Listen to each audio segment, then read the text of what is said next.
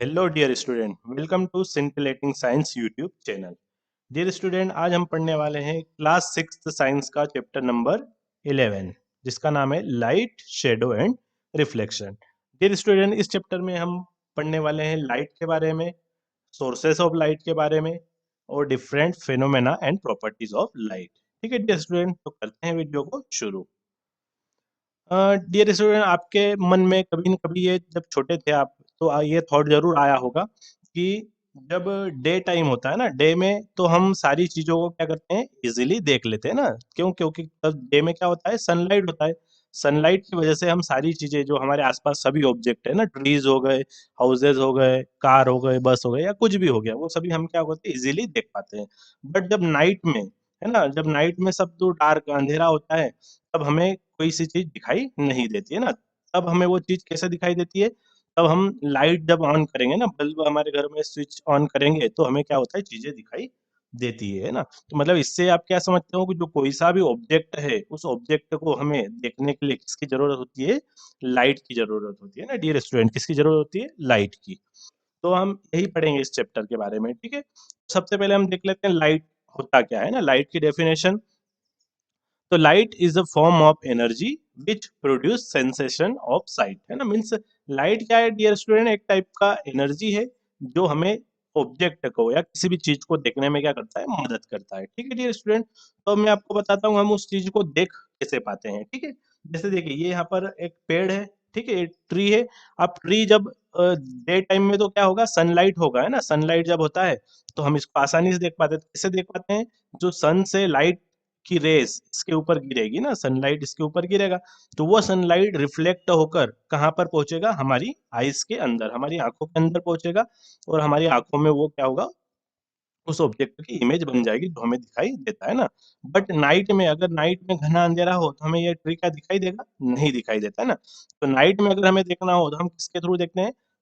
है ना, कैंडल के थ्रू, या बल्ब लगा दिया, टॉर्च लगा दी, इसके थ्रू। जब टॉर्च का लाइट इस पेड़ के ऊपर गिरेगा तो वापस वही रिफ्लेक्ट होकर हमारी आंखों के अंदर आएगा और हमें वो ऑब्जेक्ट दिखाई देता है। ठीक है डियर स्टूडेंट, अब आपको समझ में आ गया होगा कोई सा भी ऑब्जेक्ट हम कैसे देखते हैं ना, कैसे दिखता है हमें object, because of reflection of light. ठीक है, आगे चैप्टर में हम रिफ्लेक्शन ऑफ लाइट के बारे में भी पढ़ेंगे। ठीक है, जैसे देखिए रूम, देखिए रूम में नाइट में जब लाइट ऑन रहेंगे तो हम सारी चीजें देख पाएंगे। बट जब नाइट में लाइट हम ऑन ऑफ कर देंगे तो हमें कोई सी भी चीज दिखाई नहीं देगी।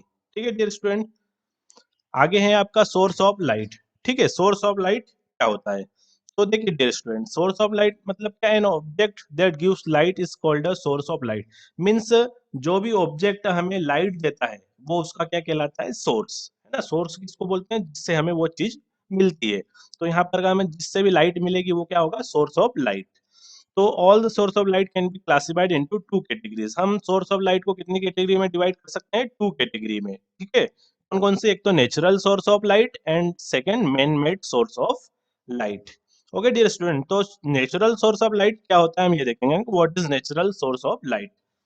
तो नेचुरल सोर्स ऑफ लाइट क्या होता है? Source of light that occur in nature are called natural source of light. ठीक है dear student, natural source of light means जो नेचुरली ऑकर होता है ना, जो नेचुरली प्रोड्यूस होता है, उसको हम क्या बोलेंगे? Natural source of light. जैसे सन हो गया आपका, स्टार हो गया, फायर फ्लाइज हो गए, ये क्या है? सभी नेचुरल सोर्स ऑफ लाइट है ना, इनको मैन मेड नहीं है। ये क्या होता है? नेचर इनको प्रोड्यूस करता है। ठीक है, सेकेंड टाइप क्या है आपका सोर्स ऑफ लाइट में? Man made source of light. तो man made source of light क्या है? Source of light which have been made by humans, जिसको ह्यूमंस ने बनाया है ना, ह्यूमन बनाया, उसको हम क्या बोलेंगे? Man made source of light. जैसे इसके कैंडल हो गया, बल्ब हो गया, ऑयल लैंप, ये सब क्या हो गए आपके? Man made source of light. ठीक है, आपको सोर्स ऑफ लाइट समझ में आ गया होगा। दो टाइप के होते हैं, नेचुरल सोर्स ऑफ लाइट और man made source of light. Okay dear student, आगे हम देखते हैं। अब ऑब्जेक्ट को हम ट्रांसपेरेंसी के अकॉर्डिंग उसको तीन कैटेगरी में डिवाइड कर सकते हैं। ठीक है, कौन कौन सी कैटेगरी में? एक तो ट्रांसपेरेंट, ओपेक और ट्रांसलूसेंट मटेरियल। ठीक है, तीन टाइप्स के मटेरियल होते हैं। तो अब हम इसके बारे में पढ़ेंगे। सबसे पहला है आपका ट्रांसपेरेंट मटेरियल, है ना। ट्रांसपेरेंट मटेरियल्स क्या होते हैं? The materials that allow light to pass through them are called transparent material. Example glass, air, water. Means ऐसे मटेरियल जो लाइट को क्या हो उसमें से इजीली पास होने दे, है ना, कंप्लीटली लाइट क्या हो जाएगा उसमें से पास हो जाएगा, तो उसको हम क्या बोलेंगे, ट्रांसपेरेंट मटेरियल। या हम उसके आर पार कह सकते हैं, देख सकते हैं ना, जैसे ये ग्लास हो गया, ग्लास के हम आर पार देख पाएंगे और इसमें से लाइट भी क्या होगा, इससे इसके बाहर निकल जाएगा, ठीक है, ट्रांसमिट हो जाएगा। ऐसे ही ये वाटर देखिए, वाटर में भी हम इसके नीचे जो आपको दिख रहा है पत्थर और ये सब हम इजीली देख पाते हैं। मीन्स अगर जैसे ये कुछ भी मीडियम है, लाइट उससे क्या होगा, उससे बाहर निकल जाए ना, ट्रांसमिट हो जाए पूरी तरीके से, तो वो क्या होगा, आपका ट्रांसपेरेंट मटेरियल, है ना, ट्रांसपेरेंट मटेरियल। ओके, सेकेंड क्या है, ट्रांसलूसेंट मटेरियल। ट्रांसलूसेंट मटेरियल क्या होते हैं, the material that allow only some of the light to pass through them are called translucent material. Means ऐसे मटेरियल जो कुछ लाइट को क्या करते हैं, पास होने देते हैं ना, पार्शियली लाइट को पास होने देते हैं, ऐसे को हम बोलेंगे ट्रांसलूसेंट मटेरियल। जैसे butter paper, tissue paper, grounded glass, है ना।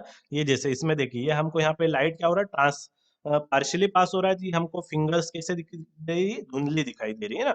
यहाँ पर भी आपको कैसा दिखाई देगा, धुंधला दिखाई देगा। मतलब इसमें क्या होगा कि लाइट जो है कंप्लीटली पास नहीं होगा, है ना, कुछ रेस क्या होगी, पास हो जाएगी, बाकी पास नहीं होगा, ठीक है, तो इसको हम बोलेंगे ट्रांसलूसेंट मटेरियल।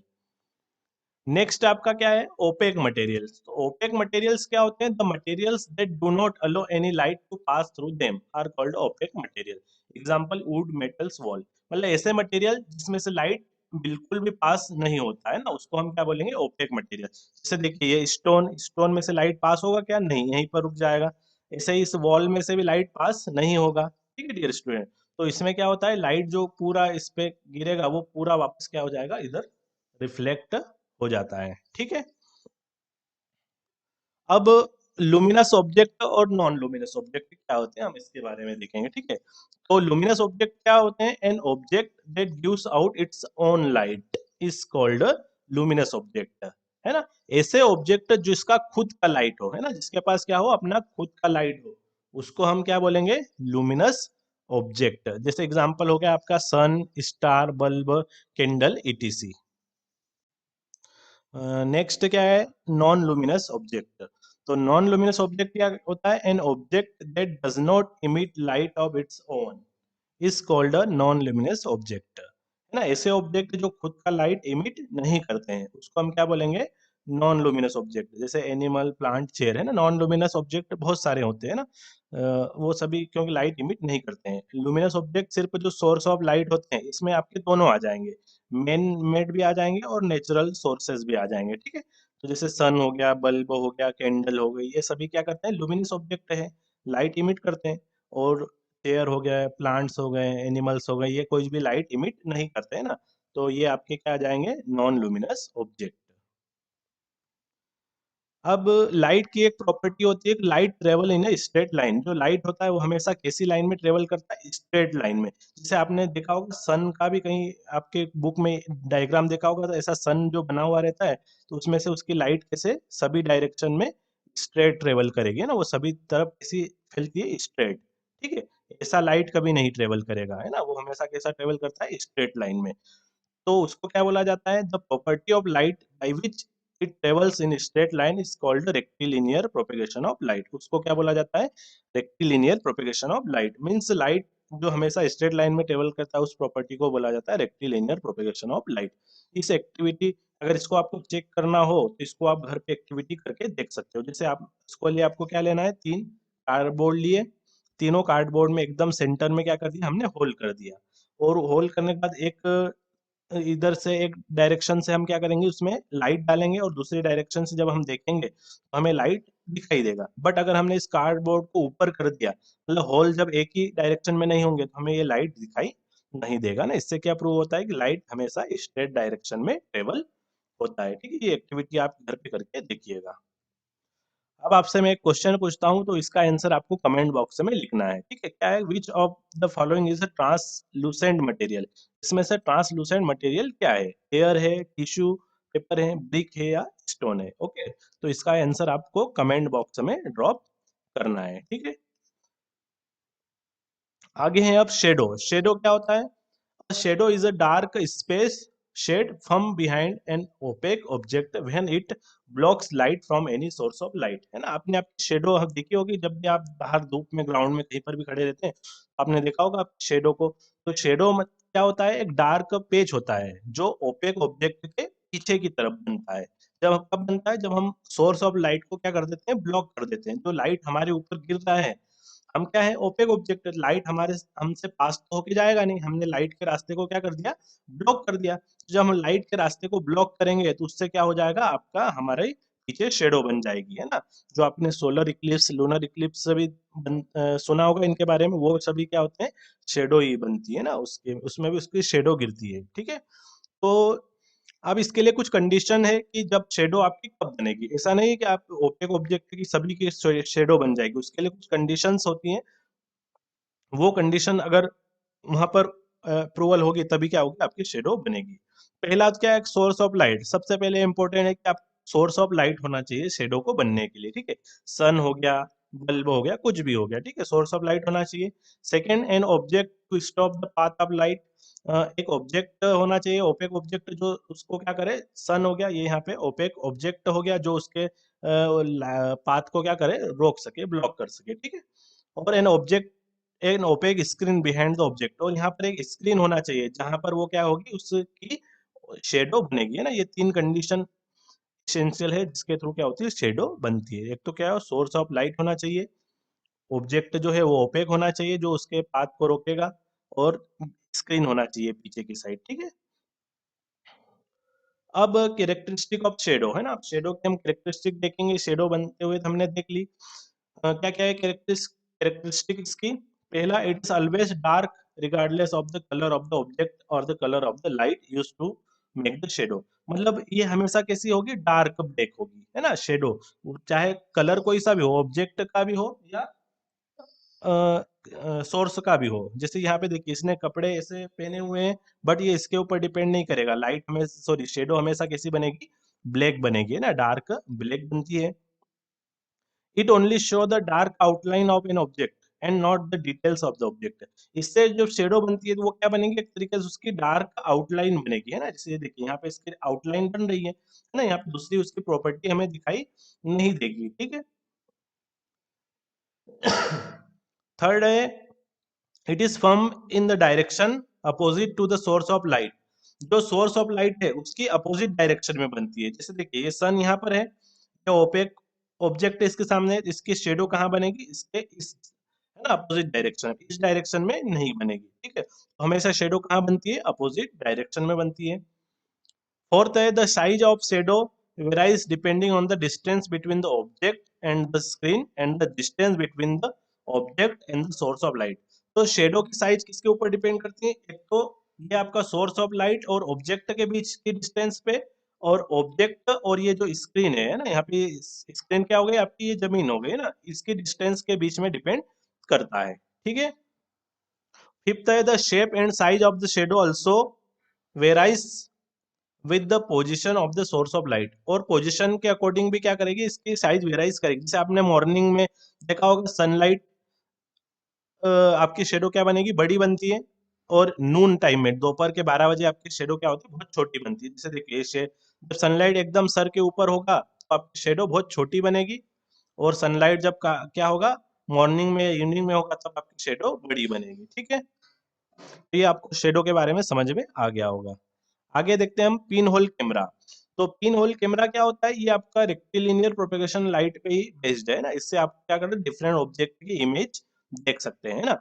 इसको बनाने का तरीका क्या है, आपको इसको एक रेक्टेंगुलर कार्डबोर्ड लेना है, और उसकी एक साइड पे आप क्या कर देंगे, यहाँ पर होल करना है। होल करने के बाद दूसरी साइड में हम एक स्क्रीन लगा देंगे ना, यहाँ पे आप बटर पेपर या कुछ भी लगा सकते हैं, जहाँ पर आपको क्या करना है, जहाँ पर वो इमेज बनेगी। और इसको हम जब ऑब्जेक्ट के सामने रखेंगे तो लाइट से पास होकर जाएगा, तो इसकी यहाँ पर आपको क्या होगी, इन्वर्टेड, है ना, उल्टी इमेज आपको बनी हुई दिखाई देगी, ठीक है। अब है आपका रिफ्लेक्शन ऑफ लाइट। तो रिफ्लेक्शन ऑफ लाइट क्या होता है, the process of sending the light rays that fall on the surface of an object is called reflection of light. मतलब कि किसी भी सरफेस पर जब लाइट रे गिरता है तो वो क्या होता है, वापस उसी मीडियम में चला जाता है ना, उसको क्या बोला जाता है, रिफ्लेक्शन ऑफ लाइट, ठीक है। जैसे देखिए, ये यहाँ पर आपका सरफेस हो गया, ठीक है, पॉलिश सरफेस हो गया। अब जब इस पे ये लाइट यहाँ पर क्या हुआ, गिरा, ठीक है, तो गिरे हुए लाइट को हम क्या बोलते हैं, इंसिडेंट रे। ये आपकी क्या हो गई, इंसिडेंट रे। तो ये रे क्या होगी, इस डायरेक्शन में वापस चली जाएगी, है ना। तो जो वापस गई उसको हम क्या बोलेंगे, रिफ्लेक्टेड रे। ये आपकी क्या हो गई, इंसिडेंट रे। अब यहाँ पे हम एक नॉर्मल ड्रॉ करेंगे, परपेंडिकुलर ड्रॉ किया, इसको क्या बोला जाता है, नॉर्मल। ये आपका क्या हो गया, नॉर्मल, जो यहाँ पर 90 डिग्री का एंगल बनाता है। अब इंसिडेंट रे और नॉर्मल के बीच के एंगल को हम बोलते हैं एंगल ऑफ इंसिडेंट, है ना। क्या बोला जाता है, एंगल ऑफ इंसिडेंट। इसको किससे डिनोट करेंगे, आई से। और नॉर्मल और रिफ्लेक्टेड रे के बीच को एंगल को बोला जाता है एंगल ऑफ रिफ्लेक्शन, जिसको किससे डिनोट करता है, आर से। और ये एंगल आई और एंगल आर जो होते हैं हमेशा क्या होते हैं, बराबर होते हैं, ठीक है। ये आपको रिफ्लेक्शन ऑफ लाइट समझ में आ गया होगा। अभी आपको सिर्फ इतना ही याद रखना है, ठीक है, रिफ्लेक्शन ऑफ लाइट। अब रिफ्लेक्शन ऑफ लाइट दो टाइप से होता है ना, एक तो होता है आपका रेगुलर रिफ्लेक्शन और एक होता है इरेगुलर रिफ्लेक्शन। तो रेगुलर रिफ्लेक्शन क्या होता है, reflection of light from smooth surface is called regular reflection. जब सरफेस एकदम क्या हो, स्मूथ, जैसे आपने मिरर देखा होगा, ग्लास देखा होगा, एकदम किससे रहता है, स्मूथ रहता है ना। तो उसमें से जो लाइट रिफ्लेक्ट होगा वो कैसा होगा, रेगुलर। जैसे देखिए ये रेगुलर रिफ्लेक्शन है, ये यहाँ पे डायग्राम में देखिए। और इरेगुलर रिफ्लेक्शन में क्या होगा, reflection of light from rough surface. जब सरफेस कैसा हो, रफ, ये इस टाइप से है ना, इस टाइप से सरफेस हो, तो इसमें क्या होगा, लाइट रिफ्लेक्ट रेगुलर नहीं होगा, है ना, कुछ किसी भी डायरेक्शन में हो सकता है। तो इसको क्या बोला जाता है, इरेगुलर रिफ्लेक्शन। और जब स्मूथ सरफेस से हो तो रेगुलर, और डिफ्यूज्ड रफ सरफेस से हो तो इरेगुलर रिफ्लेक्शन। ठीक है, आगे समझ में आपको, रेगुलर रिफ्लेक्शन और इरेगुलर रिफ्लेक्शन। ठीक है डियर स्टूडेंट, ये चैप्टर यहीं पर एंड होता है। अगर आपको वीडियो अच्छा लगा हो तो वीडियो को लाइक करिए और हमारे चैनल को भी सब्सक्राइब कर लीजिए। वीडियो को अपने सभी फ्रेंड्स के साथ शेयर करिए, है ना। और आगे के वीडियो के लिए हमारे चैनल को सब्सक्राइब कर लीजिए। ओके, मिलते हैं हम अगले वीडियो के साथ। Thank you.